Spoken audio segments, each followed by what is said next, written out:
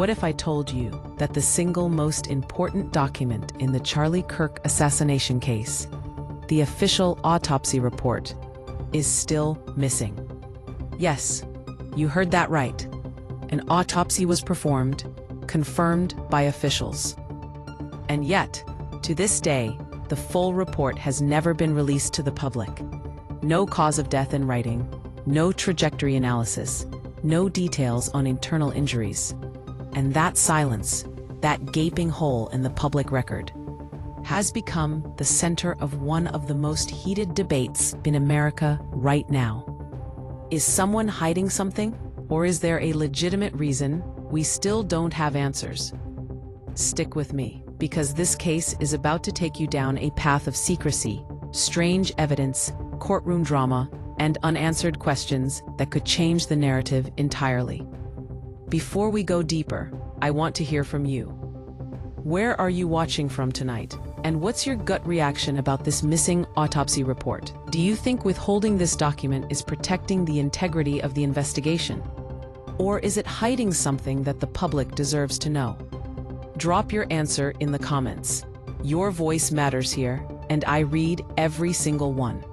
Charlie Kirk wasn't just any public figure. At 31 years old, he was the founder and CEO of Turning Point USA, one of the most influential conservative organizations in America.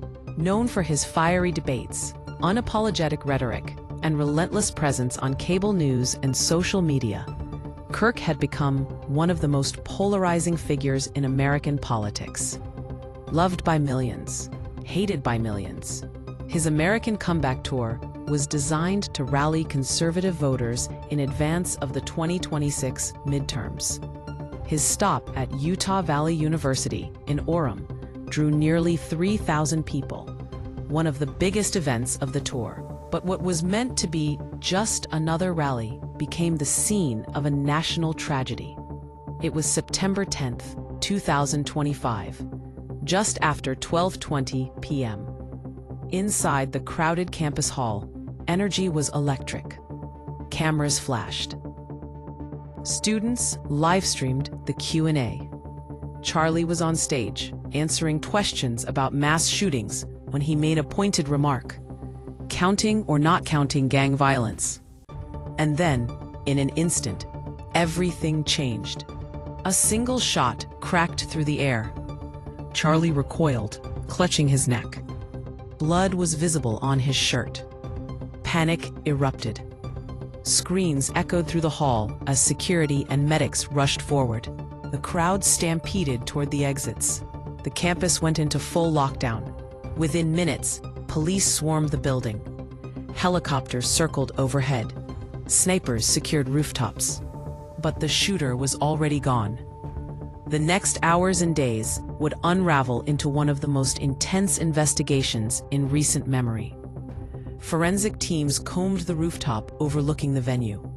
There, they found the murder weapon, a 7.92 by 57 mm Mauser M98 bolt-action rifle, wrapped in a towel.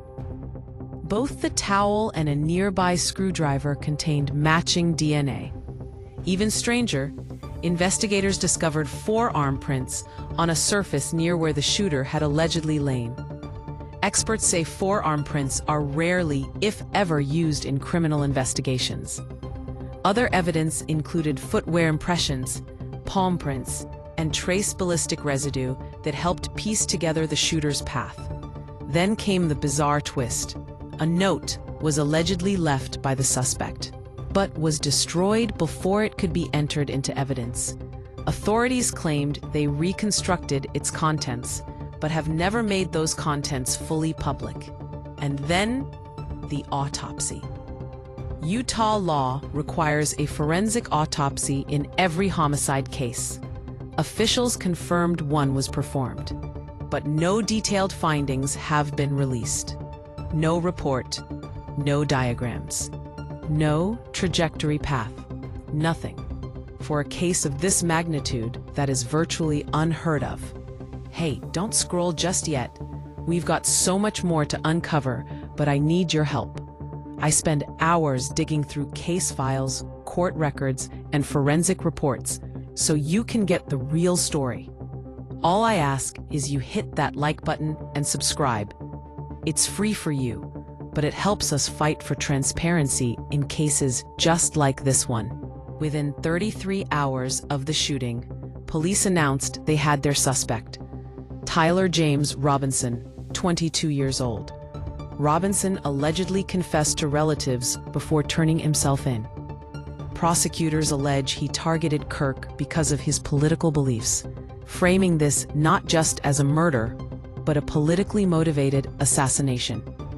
Robinson's online footprint allegedly revealed months of frustration with Kirk's rhetoric. Some reports suggest his partner was transgender or transitioning, adding a personal dimension to his anger after Kirk's comments about trans issues. But the defense has hinted at something else: mental health. Robinson was placed under special housing and has undergone psychological evaluations. His legal team may pursue a mental health defense and could push for the autopsy report's release as part of their case. Robinson now faces Utah's most severe charge: aggravated murder, a capital offense. Prosecutors have already declared their intent to seek the death penalty, meaning this trial could be one of the most consequential in the state's history. If convicted, Robinson could face death by lethal injection or nitrogen hypoxia. But capital cases are long, drawn-out battles. Expect pre-trial motions, jury selection fights, and appeals that could stretch for years. The defense is likely to argue that withholding the autopsy violates Robinson's right to a fair trial, and could use it as leverage to get evidence suppressed or negotiate a plea deal. And here's where things get even stranger.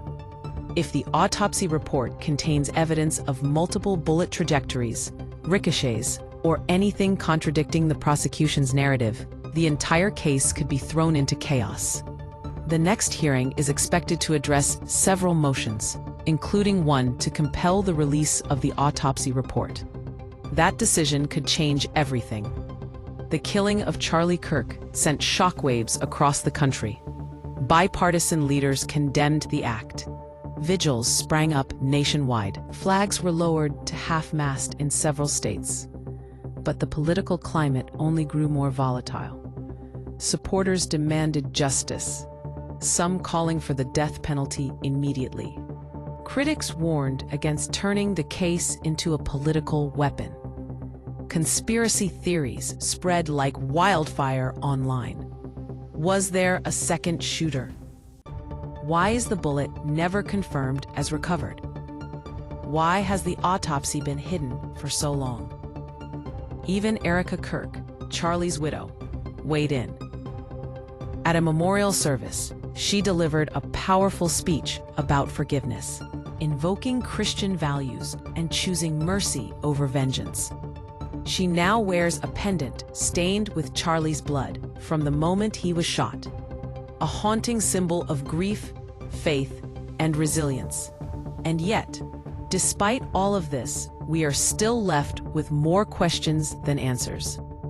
Why is the autopsy report missing? There are several possible explanations. Ongoing investigation. Officials may fear releasing too much could compromise the case. Chain of custody issues. There could be disputes over ballistic evidence that need to be resolved. Political pressure. Given the case's high-profile nature, some speculate that authorities fear the report could inflame tensions or reveal uncomfortable truths. Conflicting evidence. The most explosive theory, that the autopsy revealed something that contradicts the official story, such as multiple entry wounds or unusual bullet trajectories.